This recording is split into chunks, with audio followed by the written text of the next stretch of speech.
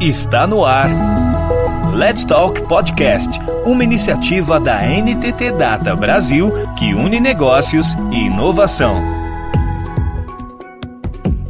Não há como pensar no futuro próximo sem pensar necessariamente na relação entre o idoso e a tecnologia. A interação entre as pessoas com mais de 60 anos e a tecnologia vai gerar inúmeros produtos e serviços, e tudo isso depende da acessibilidade, palavra-chave relacionada com as inúmeras oportunidades que surgem.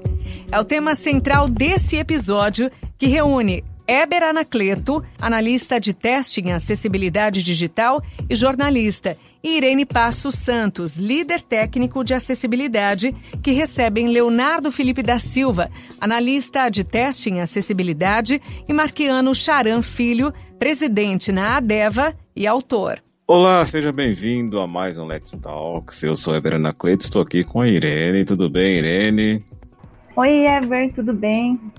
Hoje nós vamos falar de um tema muito interessante, que são as pessoas com experiência de vida e acessibilidade no mundo digital, acesso, né, Irene? Nós vamos falar sobre o que exatamente? Nosso tema de hoje de acessibilidade é sobre como facilitar o acesso para o público idoso no mundo digital que estamos vivendo hoje. Muito interessante, né? E estamos aqui com o Leonardo. Leonardo escreveu ele fez uma pesquisa, né, sobre esse tema. Tudo bem, Leonardo? Olá, Heber. Olá, Irene. É um prazer estar aqui com vocês, tá? Eu trabalhei há alguns anos aí na graduação e no mestrado com pesquisa envolvendo o público idoso. Temos muito a explorar aqui. E também o Marquiano Charan, que é militante da causa PCD, é escritor, palestrante. Tudo bem, Marquiano? Olá, Heber. Olá, Irene, Leonardo. É um prazer estar aqui com vocês. Sejam bem-vindos. Ô, Leonardo, como é que se deu essa pesquisa no seu mestrado aqui?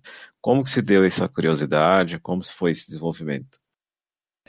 Então, Heber, né, em 2018, né, ano seguinte, quando eu terminei a minha graduação, eu sabia que eu queria continuar na área de interação humano-computador.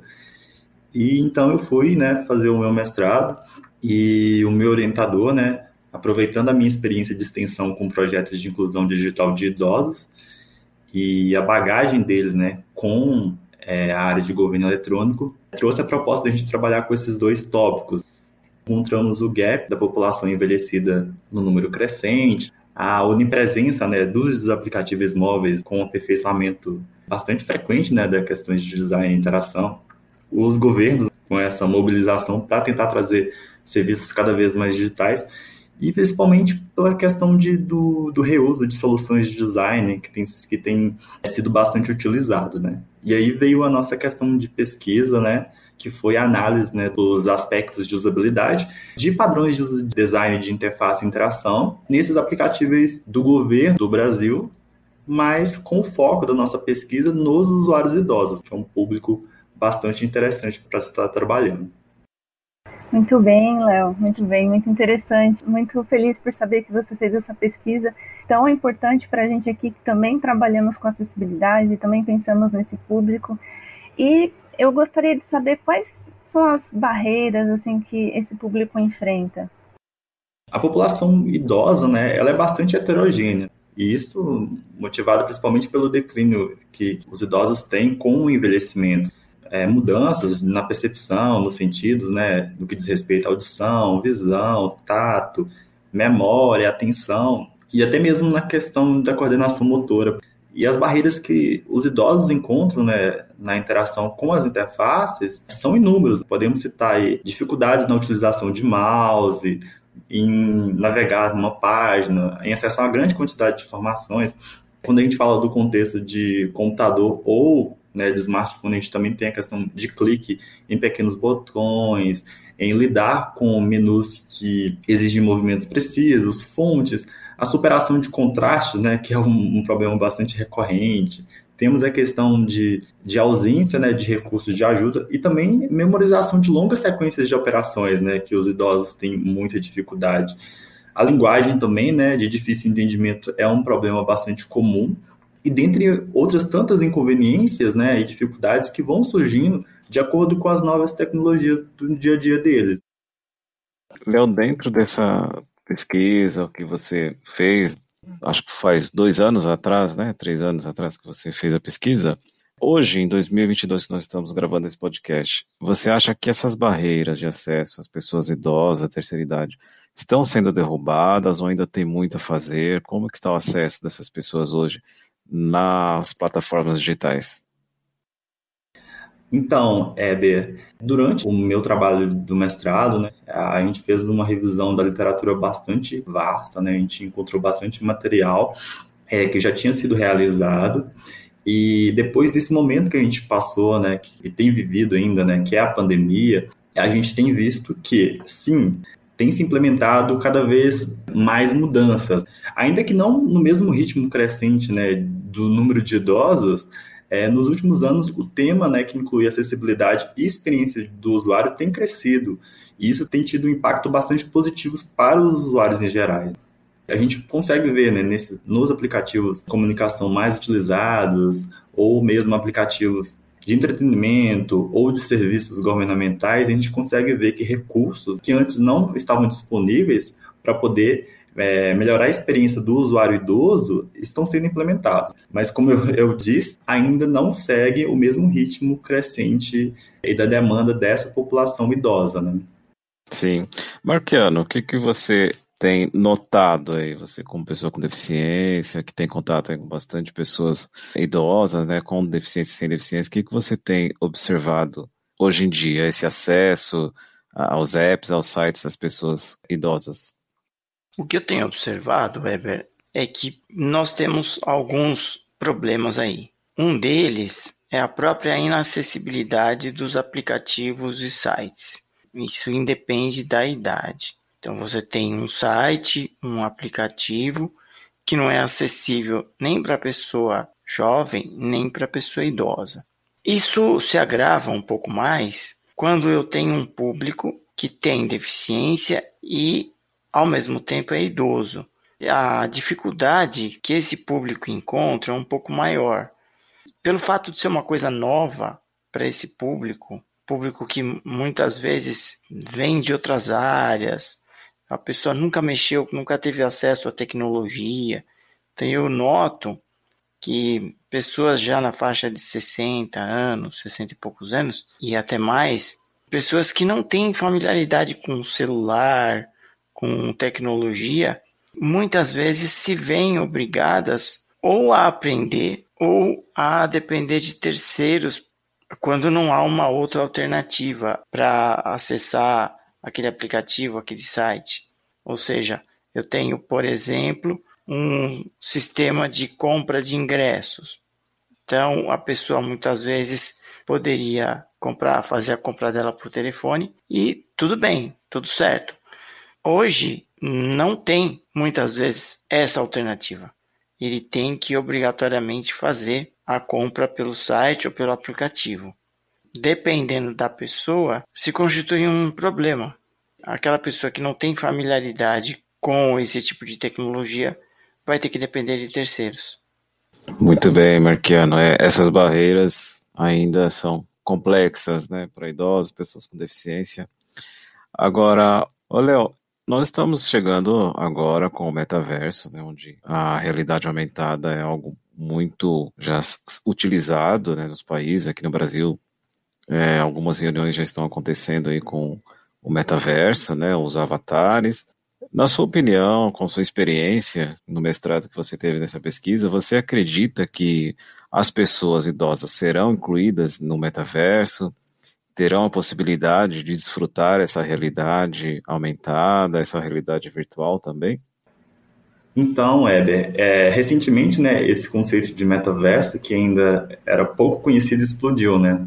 E já existem, né, vários estudos que foram conduzidos com idosos e adultos mais velhos, utilizando a realidade virtual, que trouxeram resultados bastante positivos, né? Tiveram pesquisas de Stanford que apontam, né, que a realidade virtual, quando administrada de forma adequada, né, pode ajudar no combate ao isolamento, na redução da ansiedade, na melhoria do humor e até mesmo na questão de redução da dor do idoso.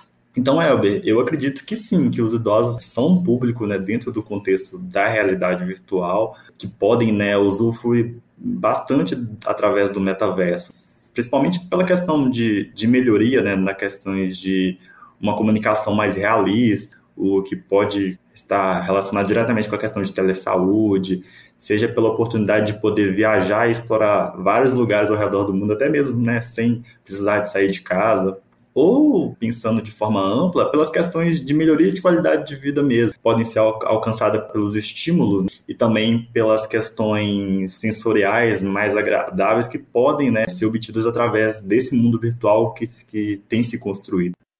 E também já existem, né, algumas iniciativas, né?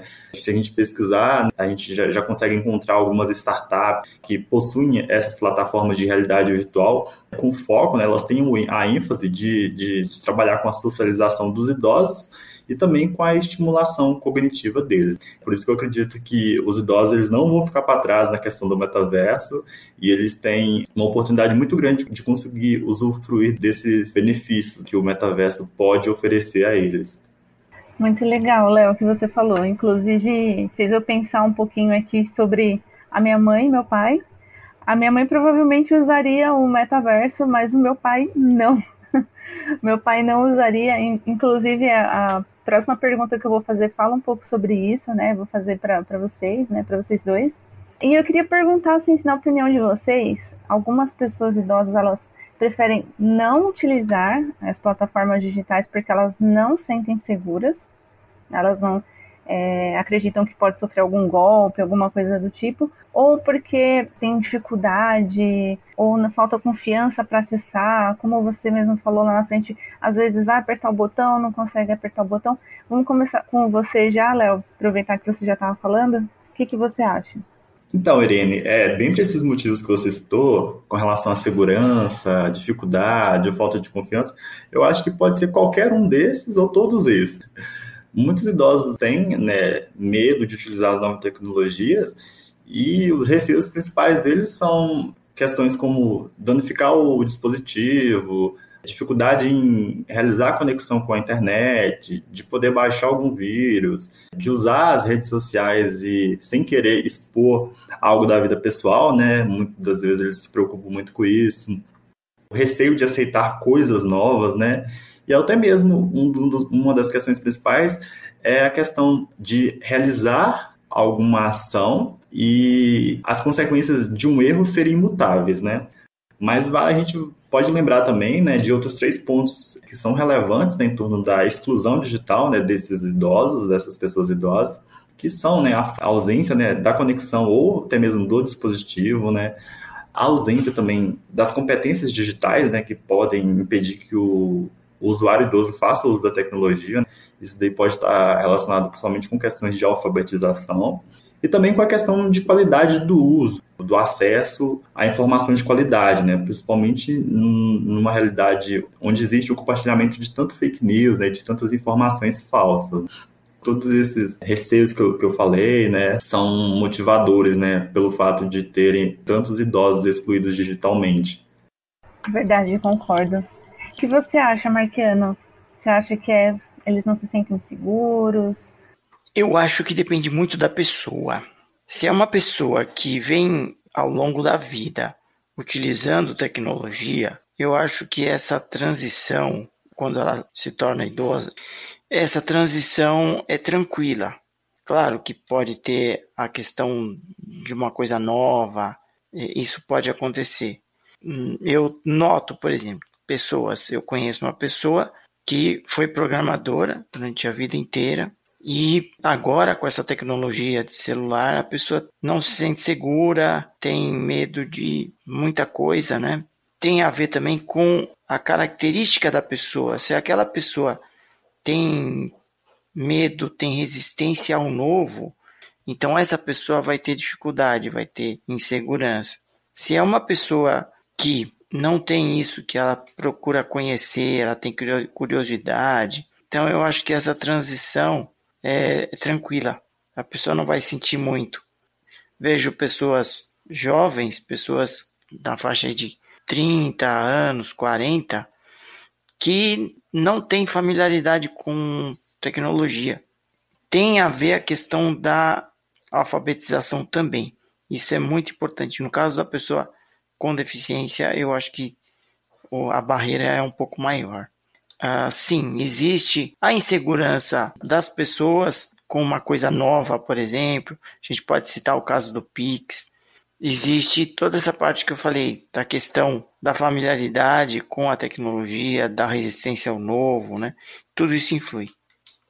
Então, aproveitando, Marquiano, qual é a principal coisa assim, que algumas pessoas idosas evitam ter esse contato com o digital? Aproveitando essa parte, o que você acredita que pode facilitar o acesso para eles? Então, assim, as principais coisas que você acredita que pode facilitar? A acessibilidade dos aplicativos e dos sites.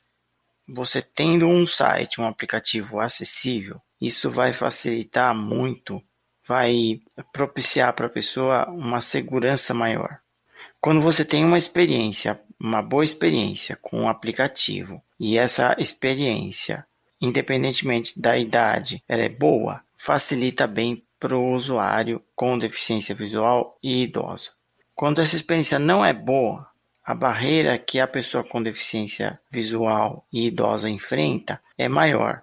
Vai existir a insegurança, porque isso aqui é tão difícil. Eu acredito que o que nós precisamos aí conscientizar os fabricantes, os desenvolvedores, de que a acessibilidade vai favorecer com que pessoas idosas e não idosas também usem mais o aplicativo, usem mais aquele site, e assim os aplicativos, os desenvolvedores, os fabricantes vão ganhar com isso porque vão fidelizar novos clientes, né? Uma das coisas seria a acessibilidade em si e outra seria o treinamento. Se as instituições para pessoas com deficiência, no caso nas pessoas com deficiência visual, fizerem treinamentos, como a gente na DEVA faz periodicamente. Nós temos cursos na Associação de Deficientes Visuais e Amigos. Nós temos cursos periódicos ou oficinas de como a pessoa pode mexer no computador e até mesmo o celular. Nós temos uma plataforma EAD, onde nós atualmente temos cursos que facilitam o uso, né, da pessoa com deficiência que tange ao computador. Esse tipo de coisa deve ser incentivada também, né? O treinamento. Isso vai facilitar bastante para as pessoas com deficiência visual. Muito bom, é verdade. Muitas vezes eu também já esbarrei em alguns problemas de acessibilidade, que se tivesse sido bem codificada a página, eu não teria encontrado, eu não teria ficado ali impactada no fluxo. Mas e para você, Léo? Eu também já dei uma lida na sua pesquisa, eu já vi alguns spoilers lá. Como você pode ajudar o pessoal, até como deve mesmo, que está escutando o nosso podcast aqui hoje? O que você acha assim, que pode facilitar o acesso a esse público? Então, ratificando, né, Irene, o que o Marquiano disse, né, eu super concordo, né, que os idosos podem ter o acesso facilitado através, né, de iniciativas como a alfabetização digital desse grupo e também através do envolvimento desse grupo idoso, né, nos processos de criação e desenvolvimento de aplicativos e softwares, como, por exemplo, trazendo os idosos para participarem dos testes de usabilidade, né, que são iniciativas que podem, né, promover a qualidade e acesso dos serviços, não só para o grupo idoso. Uma outra iniciativa que eu acho que seria bacana também é a questão da democratização no acesso à internet, que pode partir do setor público, mas também pode partir do setor privado. E se temos também, né, Irene, algum adulto mais velho ou idoso em nosso círculo, né, ou em nosso núcleo familiar, nós também podemos fazer a nossa parte, tendo mais empatia, atenção, né, dando suporte e ensinando, né, porque às vezes algo que é tão simples para nós pode ser algo muito complexo durante a execução para um idoso. Eu acredito que todos nós conseguimos, né, ajudar, facilitar de alguma forma o acesso, né, desse público com relação à tecnologia. Aproveitando, Léo, a expectativa de vida tem aumentado e nós estamos caminhando para a terceira idade, todos nós. Vocês já comentaram aí sobre o acesso, né, que pode ser facilitado. Agora, no nosso caso, que estamos envelhecendo, o que nós devemos fazer para termos esse acesso garantido às plataformas digitais, porque a tendência é ser tudo pela internet, pelo 5G que está chegando aqui. Nós, como pessoas que vamos envelhecer, seres humanos que estaremos aí na terceira idade em breve, como é que nós temos que agir desde já para que não encontremos tantas barreiras como existem ainda hoje, quando estivermos nesse futuro aí da terceira idade? Heber, acho que um ponto principal, né, se a gente for pensar do nosso lado enquanto usuário, é manter um processo de aprendizagem, né, de alfabetização, né, que é um processo contínuo, né, quando se trata da tecnologia, manter esse processo de alfabetização digital bastante ativo, né. O futuro é bastante promissor, né, com relação aos idosos e tecnologias. Não tem como a gente pensar no futuro sem pensar em tecnologia e idoso. Temos um mercado aí bastante aquecido, né, e que eu acredito que vai gerar produtos e serviços digitais com uma qualidade bastante alta quando comparado com os produtos que existem hoje. E esses produtos vão estar bastante integrados às nossas vidas cotidianas, né, Heber? Cabe aí, né, às instituições, às empresas, né, pensarem em soluções que podem facilitar o uso da tecnologia para este público que está crescendo, né, e que também trazer formas de estimular, né, o uso da tecnologia por esse público. Eu acho que existem, né, aplicações, né, existem soluções, né, principalmente no que trata ali de serviços financeiros de banco, serviços de saúde, de comunicação e entretenimento, que são frequentemente mais utilizados pelos idosos, né? Que eu acho que a gente tem um ganho muito grande se forem implementados e se tiverem, vamos dizer assim, um processo ali contínuo de aprendizagem, né, com relação a elas. Eu acho que a chave principal para prepararmos para o futuro é manter um processo de aprendizagem e alfabetização digital ativo, tá, Heber? Bacana, sempre atualizando, né? Marquiano, o que você acha? Eu concordo plenamente com o Léo. Esse processo de aprendizado, se não for contínuo, se a pessoa não for daquele tipo, uma pessoa que não tem medo do site, não tem medo do equipamento, não vai ter muitos problemas para acessar serviços, acessar aplicativos de entretenimento, de serviço, de compras. Agora, se aquela pessoa que tem medo de pegar um celular, de fuçar, de mexer, de tentar aprender, mesmo que erre, se ela tiver esse medo ou se ela tiver o processo de aprendizado dela interrompido, aí eu vejo com a barreira. Uma das coisas é você não parar de querer aprender. Isso eu acho muito importante.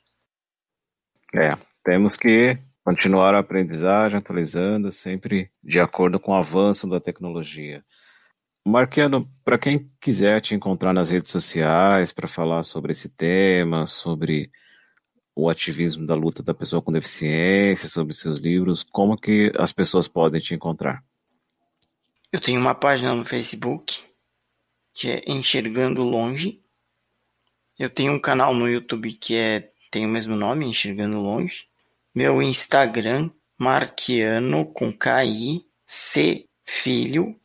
Esse é meu Instagram, Marquiano, com K-I. A letra C e a palavra filho é meu Instagram. Essas são as formas com que as pessoas podem me encontrar. Ótimo. E, Léo, para quem quiser falar com você sobre a pesquisa do acesso das pessoas idosas ao mundo digital, falar sobre desenvolvimento, como que podem te encontrar nas redes sociais? Então, Heber, quem quiser entrar em contato, as minhas redes sociais é @leofelipeof. Podem pesquisar e me encontrar lá. Quem quiser fazer contato pelo LinkedIn também, Leonardo Felipe, tá? Para quem tiver interesse em entender um pouquinho mais sobre a minha pesquisa, eu posso estar encaminhando, então caso queiram pesquisar no repositório da Universidade Federal de Lavras, também tem disponível lá uma versão PDF, e eu estou à disposição também para qualquer esclarecimento a mais.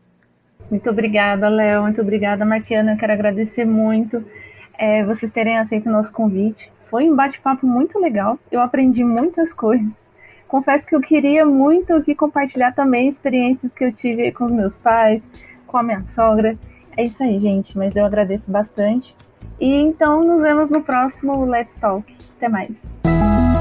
Você ouviu Let's Talk Podcast, uma iniciativa da NTT Data Brasil que une negócios e inovação. Toda semana tem novidades por aqui. Até lá!